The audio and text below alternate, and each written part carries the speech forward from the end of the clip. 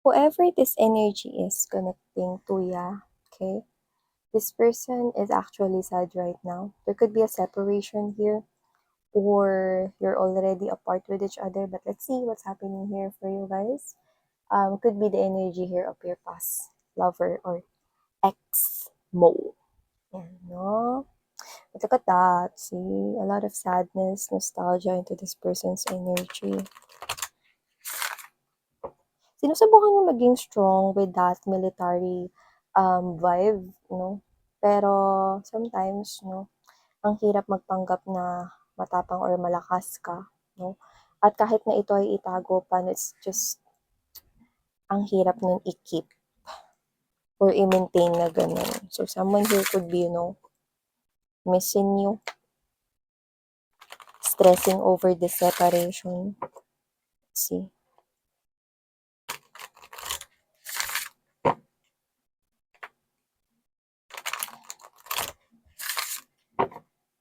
I think whoever this individual is, you've showered him or her, no?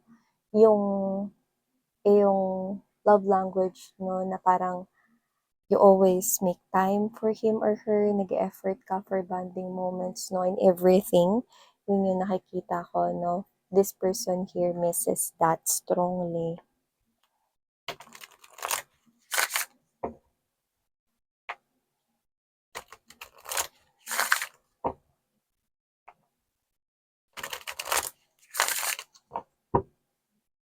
Okay, so let's see what's happening here for you guys.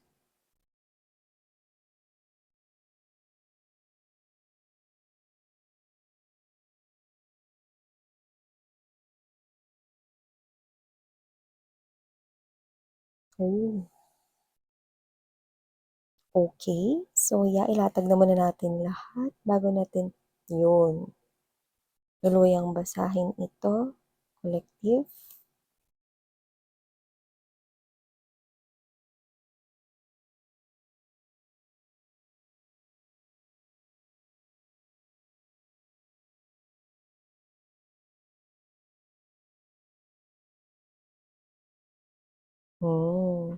Meron ditong gusto kang makausap ng sarilinan.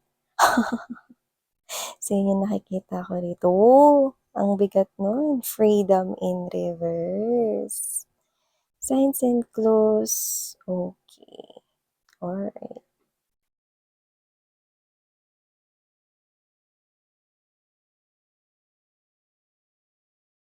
Okay.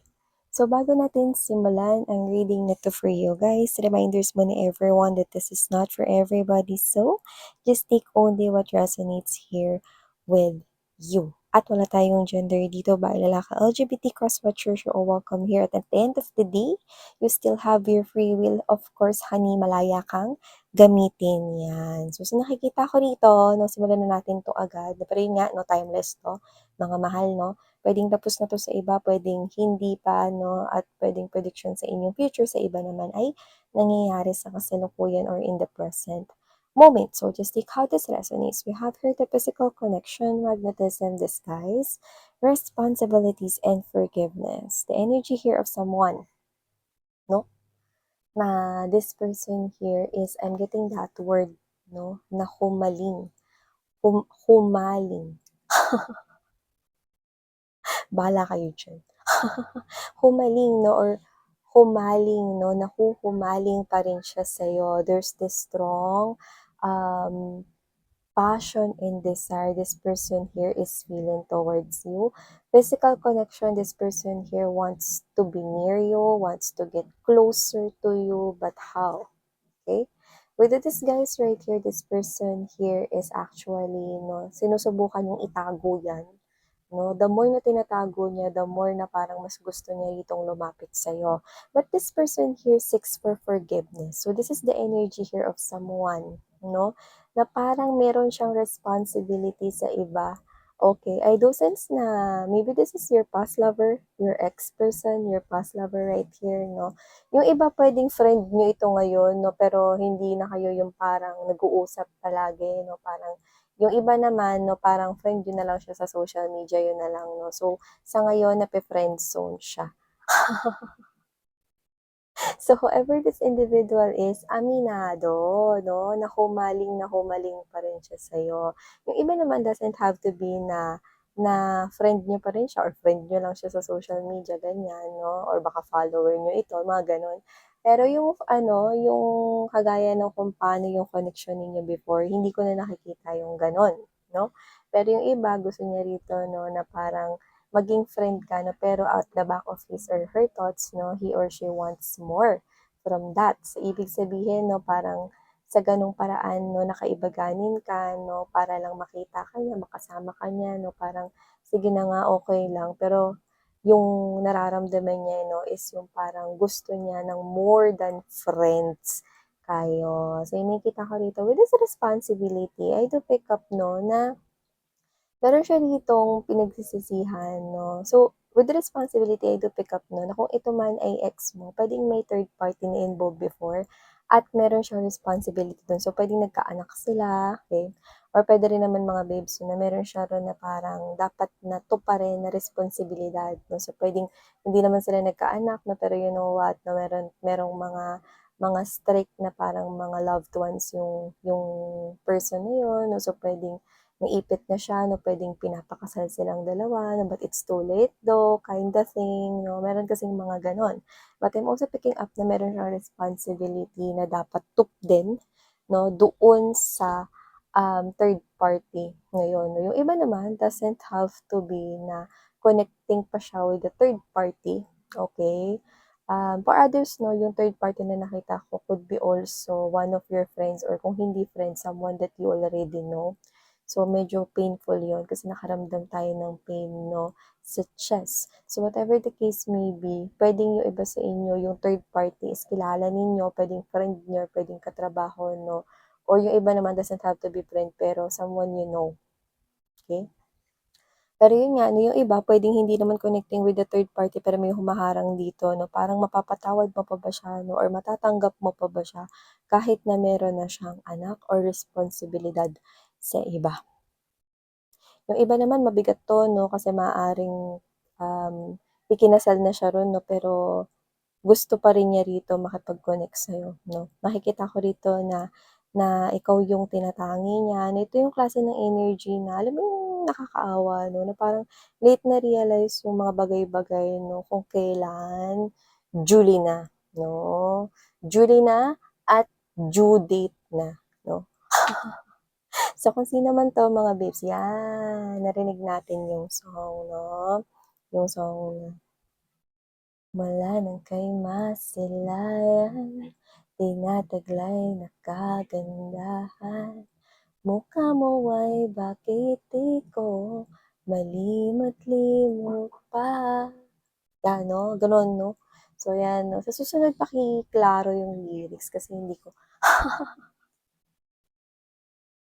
ayan ang mga babes. So, whoever this individual is, na puwedeng nakita ka niya somewhere or puwede naman mga babes 'no, na you know, okay, this person here is, tinitingnan niya yung mga social media mo, especially kung open yung social media mo 'no, in public, baka may TikTok ka or may any, you know, social media applications 'no, or parang nakita ka niya 'no, somewhere, okay. So, nung makita ka niya 'no, iniisip niya rito bakit hindi ka niya makalimot-limutan 'no, isipin mo 'no, nakikita ka pa rin niya as one of the most beautiful, faces 'no, para sa kanya or one of the most handsome 'no, para sa kanya. So, ibig sabihin here 'no, this person is actually seeking for forgiveness 'no, pero yun nga ano, nafe-friendzone na sila rito 'no, or gusto nila maging friend para lang makalapit sa'yo. With the proposal right at the middle, strong ito 'no, puwedeng meron na kasi kayong tinitingnan na iba, yung iba naman puwedeng nakatanggap na kayo rito ng marriage proposal literally from someone new na special sa buhay mo at with the burning desire 'no, punong-puno kayo rito na nag-aalab 'no, na parehas na pagtingin para sa isa't isa. So, kung sino man yung bagong ka-connect or bagong maka-connect mo 'no, sobra yung pag-regret nitong past lover mo 'no, sobra siyang magseselos with this new person here 'no, at maiisip niya 'no, na ang swerte-swerte ng bagong taong minamahal mo ngayon, kung may minamahal ka na ngayon babes, or kung wala 'no, ang swerte ng tao na bago mong mamahalin. Yan, no? With the rendezvous right here, I do pick up that this person here wants to talk to you, no? Ng sarilinan, no? May kausap ka man ngayon na iba or wala, no? Gusto niya sana rito na parang mag-usap kayo na kayo lang, no? Kasi mas may lakas siya ng loob, no? Na kausapin ka, no? So, this person seeks for forgiveness. So, maaaring may nagawa siya rito sa'yo talaga, no? Na bagay na parang feeling niya ang hirap nun na makuha yung kapatawaran, no, dahil dun sa nagawa niyang mistake or ginawa niya ritong um, kasalanan, no, sa'yo, no. Pero this person here, inaamin niya sa akin rito, no, na, Miss yan, minamahal ko pa yung tao na yan at hindi ko maitatatuwa na sobrang attractive pa rin siya sa paningin ko. So, this person here is literally, no, yung mukha mo hindi niya makalimot-limutan, no? Parang kahit hindi niya i-wallpaper sa kanyang laptop, desktop, no, or sa kanyang phone ang yung PES lock, no, or ang inyong mukha, mga babes, no? Nakikita niya yun sa kanyang mind, no? And it makes this person here feel so sad. You know, why? Because he or she cannot hold you, hug you, hold your hands, kiss you, diba? Yun, no? Lalo na kung meron na kayo ngayong kausap na iba or meron na kayo ngayong kapiling na iba. I do see that this person here, no, is someone na hindi makalaya sa ganitong klase, no, ng energy, no, kasi gusto niya rito na, magkabalikan kayo, pero yun nga, may malaking responsibilidad siyang hinaharap, no, na parang nagiging blockage yun, plus may kasalanan pa siya. So, ano na, uwian na. So, whoever this individual is, no, hindi ko siya nakikita na makaka-move forward sa life niya, no, like you already, no, na ginagawa sa buhay mo ngayon. At hindi ko na nakikita na tinatanaw mo pa tong past lover na to, no, kasi kung sino man tong bagong kakunik or makakunik mo na lumalabas na dreams come true na rito, no, tapos nag-aalab pa ang inyong connection na parang, babe, kumain ka na ba? Babe, alam mo miss na kita, eh. Gano'n 'no, gano'n kayo 'no, very playful, very funny, very cute 'no, yung um, magiging moments ninyo palagi 'no, ng new love mo 'no. And there's this lots of, one thing 'no, to take everything to the higher level of commitment. You've literally found here 'no, your other self sa kanya. So, mahihirapan na talaga 'no, na makabalik itong past lover mo na bukod dun sa may responsibility pa siya tapos may kasalanan siya sa'yo tapos ngayon nagmamahal ka na ng iba or babalik kasi ito kapagka nagmahal ka na ng iba, eh. Yun yun, which is, uh, ang sakit sa heart nun, 'di ba? So, with the signs and clues right here, let go of the past, benefit of the doubt. This person here, gusto niya sana 'no, na yung rendezvous na pag-uusap ninyo 'no, kayo lang 'no, private getaway 'no. Doesn't have to be na kayo ay pupunta sa ibang country or sa ibang bansa na someone na puwede kayong makapag-usap sana 'no, yung kayo lang, gano'n. And this person here is wanting to ask you, no, to give your relationship here another chance. Pero, kasi, no, with the dreams come true rito sa bago mong makakonek or bago mong kakonek, no, allows na, no. Ano yung allows miss yan? Anana. Anana, no? Anana, kasi kitang-kita mo na rito na kailangan mo nang i-let go yung past. Kasi kitang-kita mo yung mga signs and clues pointing to this new person right here na yung new person na yung the one for you. I'm seeing na sobrang masaya ka sa feeling nitong bago na 'to, or magiging sobra kang maging masaya sa feeling ng bago na 'to. Kitang-kita mo yung mga signs and clues na siya yung, siya yung nararapat sa tabi mo, siya yung nararapat na makasama mo right here, no, sa iyong journey sa life, no, and you're not doubting this person's intentions to you.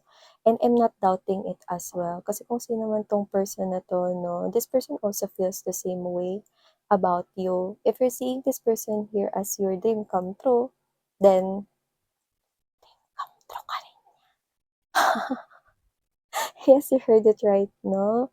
You are this person's wish fulfillment and you are also a dream come true para sa kanya, no? Like you've found your other self nga eh. Yeah, so this type of journey na gusto mo ng daanan. But your past lover here gives me this type of energy, no, na tinatangi ka pa rin niya, huhumaling pa rin siya sa'yo, you look really prettiest pa rin sa paningin niya, or you are, no, pinakagwapo sa paningin niya, wala tayong gender dito, no, pero you're really appealing, there's still a lot of attraction, passion to go back, no, kung paano kayo naging kayo, no. Alam mo yung nawawalan siya ng gana rito, no, na parang kahit baby steps yung pagdaanan niya, no, para makabalik at mag-umpisa kayo ulit sa pagkakaibigan, like, no more na. Kasi you're gonna see a lot of signs that you need to move forward to the new love. And that what this person's heart, no, nagkakaroon ng heartache or pain, yan. Kung kailan siya makakalaya sa pag-ibig niya para sa'yo, sa pagtangi, no, sa paghahangad, no, at pagtatangka na muli kang ibalik sa kanyang buhay. Hindi ko na nakikita 'yon, no, na malapit sa hinaharap, no. Lalo na ngayon na kitang-kita niya na, no, na parang yung mga bagay na tinalikuran niya noon, yun pala yung mga bagay na hahanapin niya ngayon. Oh! See? You know, whoever this individual is, no, this person is having a lot of regrets over the separation or disconnection of both of you guys right here. So yeah, these are your reading, mga mahal, no? Someone here will try to talk to you in person, but will definitely get heartbroken to whatever you will tell him or her. The truth is, okay, matagal ka nang naka-move on sa kanya. Boom, yun. Diba? So, keep moving forward here to your life, and I'm seeing you very happy with this new individual, no? Just go get it. So, thank you so much, sweetheart, Sarang Love and Light.